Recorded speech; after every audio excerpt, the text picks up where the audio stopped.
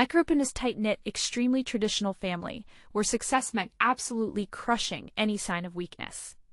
My culture, in particular, worships the strong man archetype, emotionally, physically, mentally unbreakable. Showing vulnerability? That's shameful. Failures are swept under the rug or punished. This entire mindset is glorified like it's the ultimate badge of honor. On paper, it sounds inspiring: push through pain, be self-reliant, never quit. But for me, it left me broken and terrified for years. My dad was the poster child for this toxic macho ideal.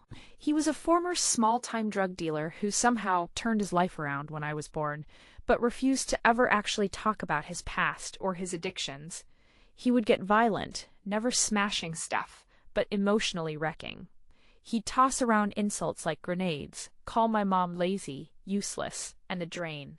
Whenever my mom tried standing up for herself or crying, he'd mock her and accuse her of being weak, which from him was supposedly the worst thing imaginable. Me, I was this super anxious kid who got bullied brutally at school. I begged my parents for help, for validation, but my dad just said, if you cry or call for help, they own you. Man up, or you'll never be safe. So I bottled everything inside, because that's what culture demands, right? Be strong. Be silent. One night, after a particularly bad fight with my mom's, she tried to leave and he dragged her back by her hair. I remember shaking and sobbing uncontrollably in my room.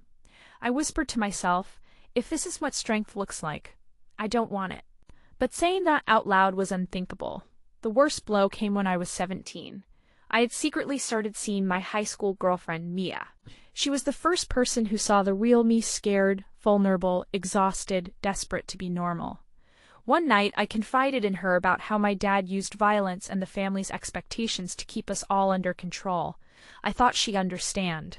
Instead, the next day she told her older brother, who happens to be a small-time dealer and enforcer in the same shadier circle, my dad was once in. Somehow, this info got twisted at a family barbecue, and my dad found out I had disrespected the family by leaking their secrets and showing weakness. He exploded. Not just yelling, he physically shoved me against the wall, grabbed a beer bottle, and smashed it on the table. For the first time, I felt actual physical fear of him. The entire family just watched, silent. No one stepped in, because culture says this is discipline. That night, after he went to bed drunk, I sat in the kitchen with bruises spreading and realized I couldn't survive like this anymore. That's when the revenge plot started brewing.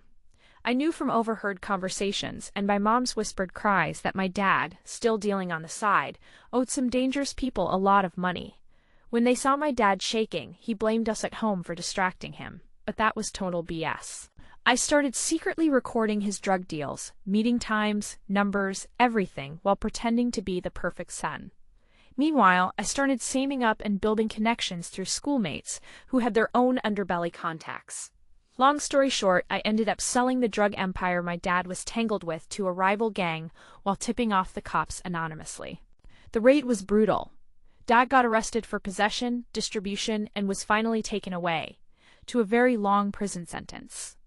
The family's strongman was stripped of everything, humiliated publicly, and exposed for the violent, broken addict he'd always been. It was messy and dangerous. I got threats and had to move far away with my mom and sister to rebuild our lives. But that same culture that glorified...